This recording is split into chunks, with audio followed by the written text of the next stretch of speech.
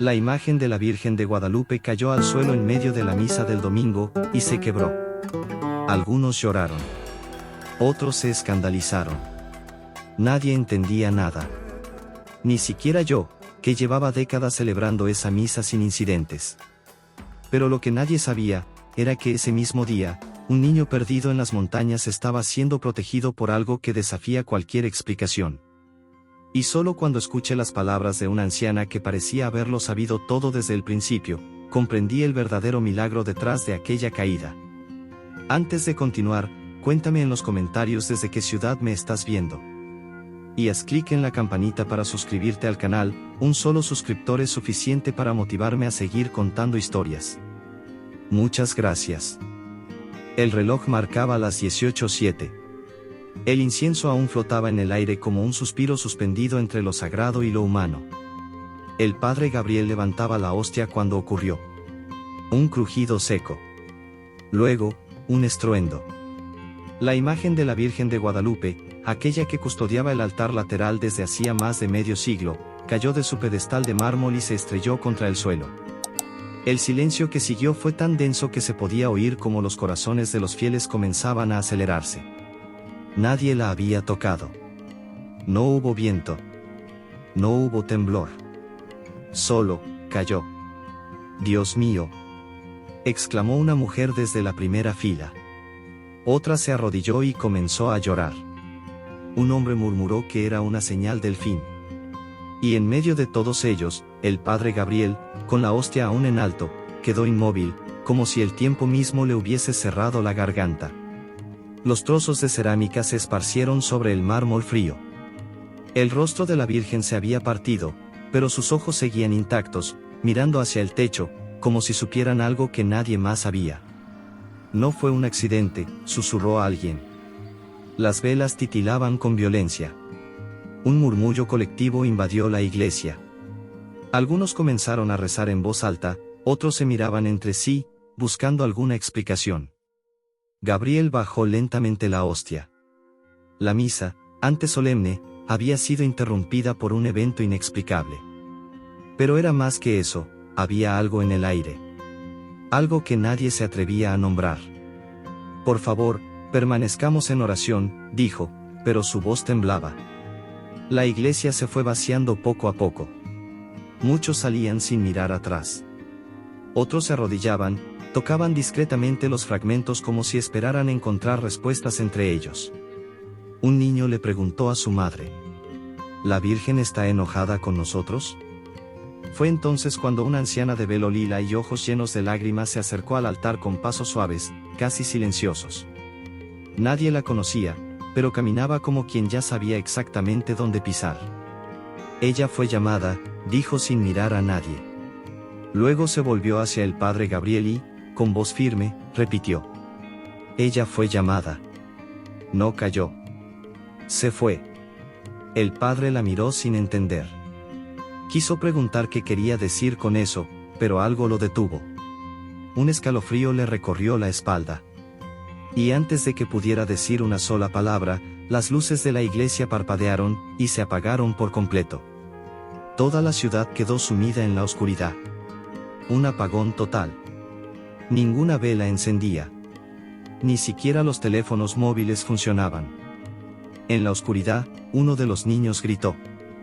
El pánico amenazaba con extenderse, pero, de repente, una sola llama surgió. La vela del altar principal, aquella que siempre ardía junto al Santísimo, volvió a encenderse, sola. El padre cayó de rodillas. «Santa Madre», susurró, «¿qué está pasando?». Nadie logró dormir esa noche en santa claridad. Pero lo que todos ignoraban, era que, en las montañas al norte del pueblo, algo aún más incomprensible estaba ocurriendo en ese mismo instante. Un niño de 8 años, dado por desaparecido hacía 9 días, abría lentamente los ojos en medio de la oscuridad del bosque, y no estaba solo. Una silueta femenina, envuelta en un manto azul, le extendía la mano. ¿Quién era aquella figura que el niño aseguraría haber visto, noche tras noche? ¿Y qué relación tenía con la caída de la Virgen en la iglesia?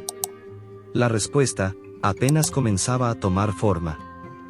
La noticia se regó como pólvora mojada, lenta al principio, pero imposible de detener una vez encendida. Al amanecer del lunes, todo Santa Claridad hablaba de lo mismo, la Virgen que se cayó durante la misa. Algunos decían que fue una maldición. Otros, que el demonio había entrado al templo. Y no faltaron los que aseguraban que era una señal del juicio final. Los comerciantes de la plaza cerraron temprano. En las esquinas, los murmullos crecían como sombras. Hasta los jóvenes que normalmente se burlaban de la fe se mostraban inquietos. Mi abuela dijo que eso pasó una vez, en 1943, y luego vino una gran peste, comentó un muchacho en la tienda de Don Melitón. Pues si esto es el principio, que Dios nos agarre confesados, respondió otro, cruzándose de brazos. Mientras tanto, el padre Gabriel pasaba horas en silencio en la sacristía, contemplando los fragmentos de la imagen caída, que él mismo había envuelto en una manta blanca. No dejaba que nadie más los tocara. No porque creyera que eran sagrados, sino porque algo dentro de él temía que lo fueran. ¿Y si fue un castigo? Le preguntó al sacristán, un joven llamado Elías. ¿Castigo por qué, padre? Gabriel no supo qué responder. Esa tarde, llegaron 2 técnicos enviados por la diócesis para revisar el altar. Midieron inclinaciones, buscaron fisuras, revisaron los soportes. No encontraron nada. Estructuralmente, no hay explicación para que se haya caído, dijo uno de ellos. Tal vez un temblor leve, sugirió el otro, aunque el Instituto Sismológico no había registrado movimientos. ¿Y la mujer mayor que habló con usted?, preguntó Elías. No volvió, respondió el padre. Nadie la conoce. Nadie sabe quién es. Pero alguien sí la conocía. Una niña de cabello trenzado, sentada en la última banca durante la misa, le dijo a su madre esa noche: «Mamá, la señora que habló con el padre, era la misma que me dio un dulce cuando estaba enferma. Dijo que rezara a la Virgen y que todo iba a mejorar». «¿Qué señora?» «Una que vive allá, donde está la casa vieja con las ventanas verdes. Creo que se llama Imelda. Doña Imelda». Un nombre que los más ancianos del pueblo no oían hacía años. Una mujer que, según se decía, no salía de su casa desde la muerte de su hija. Muchos pensaban que ya ni vivía. Pero esa noche, una vela se encendió en su ventana. Y al amanecer, un ramo de rosas apareció en los escalones de la iglesia, con una nota escrita a mano. Ella no cayó. Ella fue enviada. El padre Gabriel la encontró al llegar para la oración matutina. Leyó la nota varias veces. No sabía si debía sentirse consolado o más confundido. Y mientras el pueblo se dividía entre los que querían enterrar los restos de la imagen y los que exigían restaurarla, los rumores crecían. Algunos afirmaban que vieron una figura femenina sobre el altar segundos antes de la caída. Otros juraban que escucharon una canción que no venía de los coros. La tensión llegó a tal punto que el obispo de la región envió un comunicado oficial: «Pedimos a todos los feligreses mantener la calma. No alimenten supersticiones. No hablen más del incidente». Pero era tarde. Muy tarde. Alguien ya había compartido un video del momento exacto en que la imagen se desploma. En pocas horas, se hizo viral. Y esa misma noche, mientras la polémica estallaba en redes, una mujer desesperada tocaba la puerta del templo a gritos. «Padre Gabriel. Padre. Ayúdeme. Mi hijo no aparece desde hace 9 días. Y esta tarde alguien dijo que lo vieron, con una virgen en los brazos». ¿Era posible? ¿Una nueva aparición? ¿Y qué tenía que ver ese niño con todo lo que estaba ocurriendo? El padre sintió que el suelo temblaba bajo sus pies, y esta vez, no era una metáfora. «¿Qué dijo, señora?», preguntó el padre Gabriel, con la sotana aún entreabierta y el rostro más pálido que nunca. «Mi hijo, padre. Matías. Desapareció hace 9 días en una excursión escolar. Pero hoy alguien juró haberlo visto. En las colinas. Y con una virgen en los brazos. Eso dijeron. Una virgen pequeña». Gabriel no supo qué contestar. Llevaba días preguntándose por qué la imagen de la Virgen se había desplomado. Ahora, de pronto, un niño perdido, y una nueva imagen aparecida. Algo dentro de él se encendió. Vamos a orar, dijo, tomándola de las manos. La mujer, Karina, se desplomó de rodillas en el altar improvisado, el principal seguía cerrado por precaución, y lloró como si su alma se partiera. Esa noche, Gabriel no pudo dormir. Encendió la única vela que quedaba de la antigua reserva del altar y se sentó frente a los fragmentos de la imagen caída. Sobre el rostro roto de la Virgen, colocó una pequeña cruz de madera. Si hay algo que deba entender, ayúdame a ver, murmuró. A las 4 de la mañana, el teléfono de la parroquia sonó. Nadie había llamado a esa línea en años. ¿Padre Gabriel? Era la voz de un oficial del destacamento rural de San Agustín, un pueblo vecino. Llamamos porque usted conoce a la familia Carrillo, ¿verdad? Sí. ¿Qué pasó? Encontramos al niño. Está vivo. El corazón del sacerdote se detuvo por un instante. ¿Dónde? En un claro en medio del monte. Solo. Pero, tranquilo. Y hay algo más, tenía una imagen de la Virgen con él. Una pequeña. Antigua. No sabemos cómo llegó hasta ahí. A las 6, Gabriel ya estaba camino al puesto de salud donde el niño había sido llevado. Karina lo abrazaba con tanta fuerza que parecía no poder soltarlo nunca más. Matías, con el rostro sucio y la ropa hecha jirones, sonreía como si no hubiera pasado nada. ¿Matías? Preguntó Gabriel, arrodillándose frente a él. ¿Estás bien? Sí, padre. Ella me cuidó. ¿Quién? La señora del vestido azul, con velo blanco. Me cantaba por las noches. Y espantaba a los lobos. El oficial que escuchaba frunció el ceño. Dijo, ¿lobos? Matías asintió. Tenían ojos rojos. Pero ella los alejaba. Yo dormía al lado de ella. Y me daba agua. Cantaba una canción que conocía mi abuelita. El médico rural no entendía nada. Este niño no tiene ni una sola picadura. No tiene fiebre. No está deshidratado. Si me dijeran que lo tuvimos en una camilla todo este tiempo, lo creería. Gabriel miró la imagen que Matías sostenía contra el pecho, una pequeña virgen de cerámica, apenas más grande que su mano. La pintura estaba desgastada, pero los ojos eran los mismos. Serenos. Profundos. Karina, temblando, dijo. Mi madre le regaló esa imagen hace años. La perdió en una tormenta cuando tenía 5, y nunca más la encontramos. Padre, susurró el oficial, más pálido que antes. ¿Cree usted que? Gabriel no respondió. Pero esa noche, al volver a la parroquia, encontró algo imposible de explicar. La imagen grande de la Virgen, la que estaba rota, tenía sobre uno de sus fragmentos un pétalo de rosa fresco. Y nadie había estado ahí desde hacía 2 días. ¿Quién lo había dejado? ¿Y por qué empezaba a oler a incienso, si nadie lo había encendido? Matías dormía en la cama del pequeño consultorio rural, con la Virgen diminuta apretada entre sus manos, como si temiera que alguien se la quitara. Padre Gabriel se sentó a su lado, observándolo en silencio.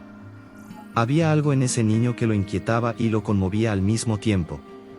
No parecía asustado, ni confundido, como cualquier niño que hubiera pasado más de una semana perdido en el monte. Al contrario, sonreía en sueños. ¿Escuchó lo que dijo? Preguntó el oficial. Una mujer con velo blanco y vestido azul lo cuidó.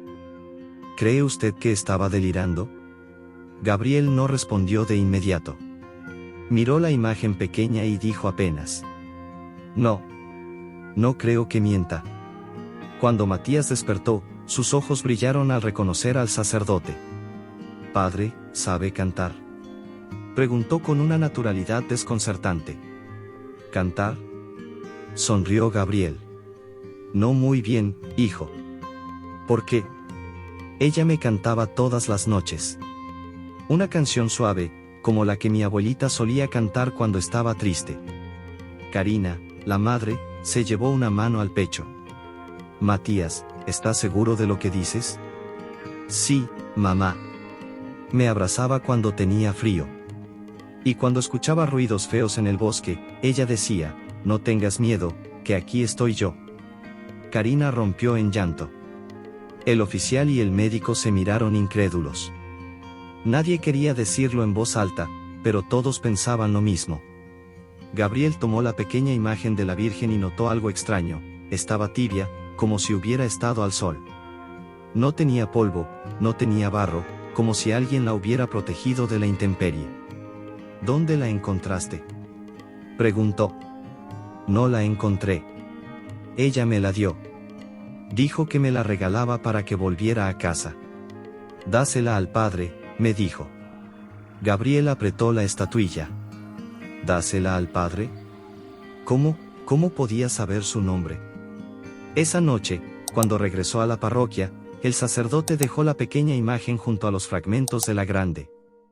Por un instante, creyó sentir un murmullo, un eco de voz femenina que susurraba algo ininteligible. Se persignó de inmediato. Al día siguiente, una anciana golpeó la puerta de la iglesia. Era doña Imelda, con sus manos arrugadas sosteniendo un rosario gastado. Padre, dijo con voz grave, el niño habló con la señora. Y usted también escuchará su canto, cuando llegue el momento. Gabriel quiso preguntar qué significaba eso, pero la mujer simplemente sonrió y señaló el altar roto. Ella se fue para traerlo de vuelta. Pero no es el único que ella busca. La frase quedó flotando como un presagio. ¿Quién más debía ser encontrado? ¿Y qué relación guardaba todo esto con el pasado oculto de aquella anciana?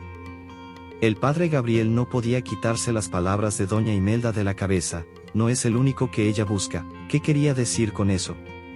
¿Acaso había otros niños? ¿O hablaba de algo más profundo, más antiguo? Esa misma tarde, mientras Matías dormía en casa junto a su madre, Gabriel decidió visitar a la anciana.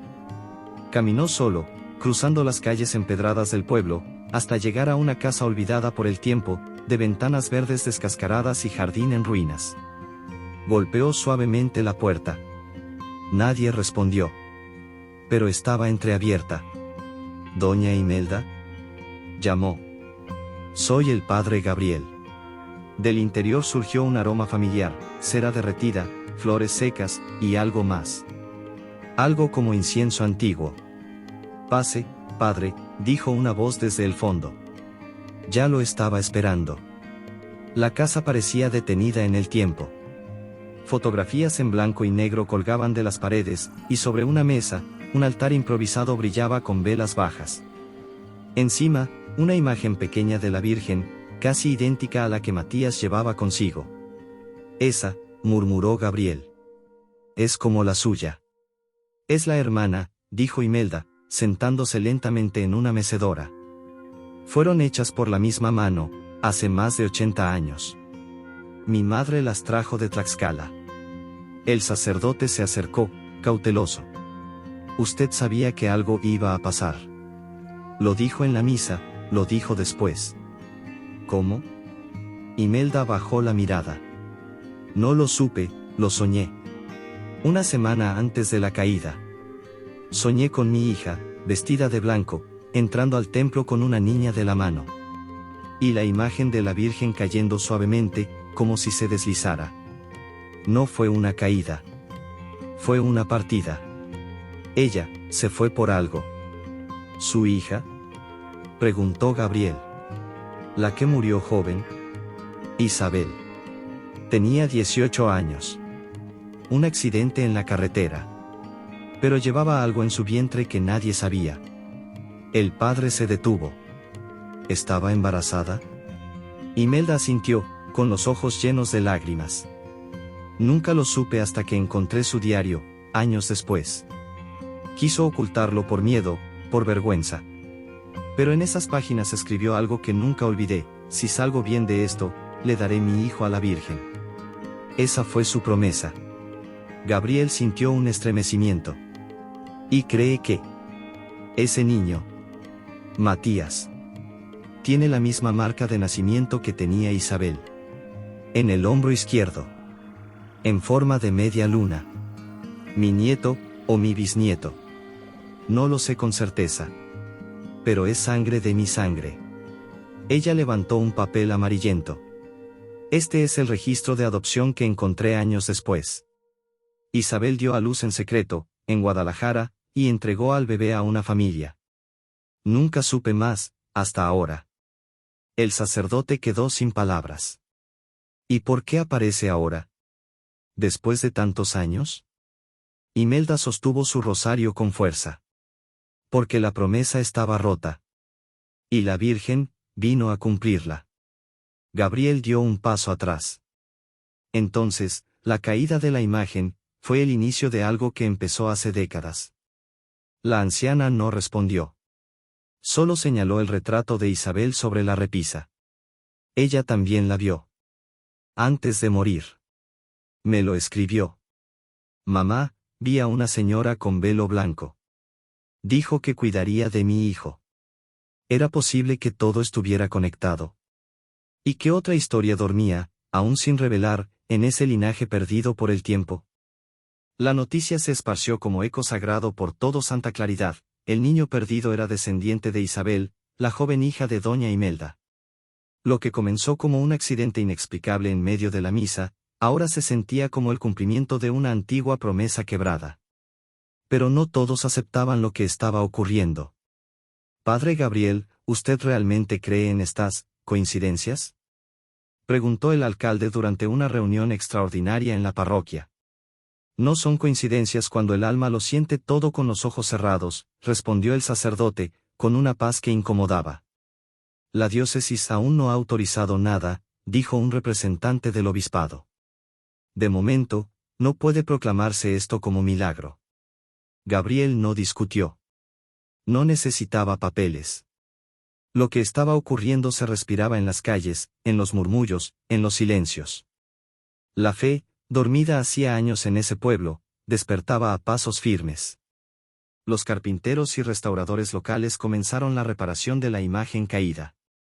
Una artista llamada Pilar fue la encargada de ensamblar los fragmentos. Usó adhesivos especiales y pigmentos antiguos. Cada día pasaba horas en silencio, con manos temblorosas, como si no solo restaurara una escultura, sino un símbolo herido. Hay algo que no entiendo, padre, le dijo una tarde mientras pintaba los bordes del manto. Todas las grietas sanaron, menos esta, y señaló una fisura vertical en el rostro de la Virgen, que se negaba a cerrarse, como una cicatriz imposible de disimular. Gabriel se acercó y, por un instante, creyó ver una lágrima, real, corriendo desde el ojo de cerámica hacia esa misma fisura. No dijo nada. Solo se persignó en silencio. El día de la procesión para devolver la imagen restaurada al templo, las campanas sonaron solas, sin que nadie las tocara. La multitud caminaba detrás, en absoluto silencio. Nadie hablaba. Nadie grababa con sus teléfonos. Todos sabían, sin necesidad de palabras, que algo sagrado estaba ocurriendo. Matías, con su pequeña Virgen en brazos, encabezaba la marcha. A su lado, doña Imelda avanzaba con pasos firmes, envuelta en un chal blanco. Los vecinos se abrían a su paso. Nadie osaba interrumpir. Justo cuando llegaron a la puerta del templo, comenzó a llover. Lluvia mansa. Suave. Bendita. Meses sin lluvia. Gritó alguien, esto no es normal.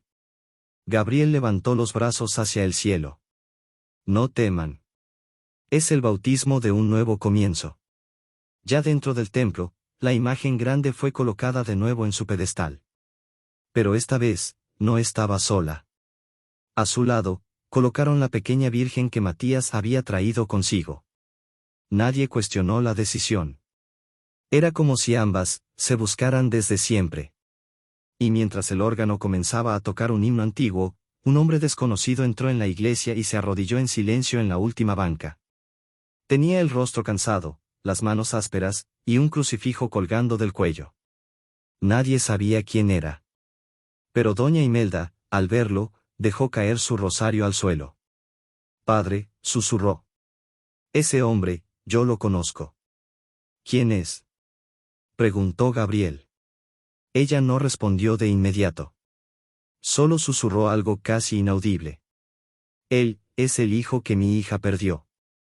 ¿Era posible que el destino trajera de regreso lo que ni siquiera se sabía que se había ido? ¿Y qué verdad oculta aún dormía detrás de esa presencia inesperada? El hombre permanecía arrodillado, cabizbajo, como si cargara siglos de culpa en la espalda.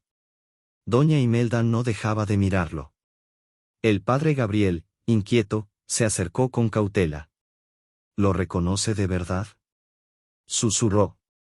Es él, padre, dijo con voz quebrada. Lo supe por sus ojos. Son los ojos de Isabel.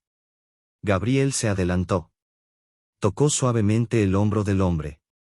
Disculpe, hermano. ¿Está usted bien? El desconocido levantó el rostro. Tenía lágrimas en los ojos. No sé por qué vine. Solo, sentí que debía entrar. Esta iglesia, me llamó.